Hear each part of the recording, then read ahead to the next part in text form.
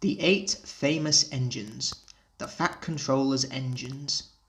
One evening Thomas brought his last train to the junction. He went for a drink. "I'm going to the big station," he said to Percy. "I think something's up." Toby looked at the sky. "Where?" "Not up here, down here, silly," laughed Thomas. "Can something be up when it's down?" "Look," said Thomas excitedly. "Look!" 7 engines from the other railway were coming along the line. "Hello, Ginty," whistled Percy. "I hope they're friends of mine," he explained. "I don't doubt the others." Ginty and Pud whistled cheerfully as they puffed through the station.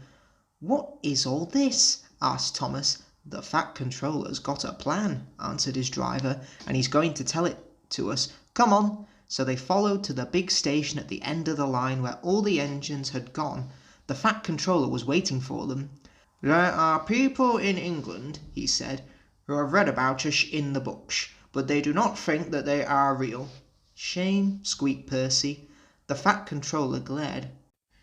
"So," he continued, "I am taking my engines to England to show them." "Hooray!" whistled the engines. The Fat Controller held his ears. "Silence!" he bellowed.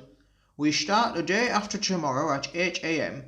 Meanwhile, as these engines have kindly come from the other railway to take your place, you will show them your work tomorrow." Next day, as Annie and Clarabel were going to England too, Thomas and Ginty practised with some other coaches. Thomas was excited.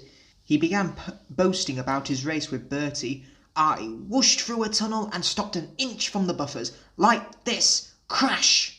The buffers broke. No one was hurt, but Thomas's front was badly bent. They telephoned the Fat Controller. "I'll send up some men," he said, "but if they can't mend Thomas in time, we'll go to England without him." Next morning the engines waited at the junction. Toby and Percy were perched on a truck, and Duck had pushed them into place behind Edward. Henrietta stood on a siding. The Fat Controller had called her a curiosity. "I wouldn't dream of leaving you behind," he said. "I will fit you up as my private coach." She felt very grand. Gordon, James and Henry were in front. They whistled impatiently. The Fat Controller paced the platform. He looked at his watch. "1 more minute," he said, turning to the guard. "Beep! Beep!" whistled Thomas and panted into the station. Annie and Clarabel twittered anxiously. "We hope we're not late. It isn't quite 8. "Thomas," said the Fat Controller sternly, "I am most displeased with you. You've nearly upset my arrangements." Thomas, abashed, arranged himself and his coaches behind Duck without saying a word. The Fat Controller climbed into Henrietta. The guard blew his whistle and waved his flag. The engines whistled. "Look out, England, here we come!" And the cavalcade puffed off. The engines stood side by side in a big shed. Hundreds of people came to see them, and they climbed in and out of their cabs every day. They liked it at first, but presently felt very bored.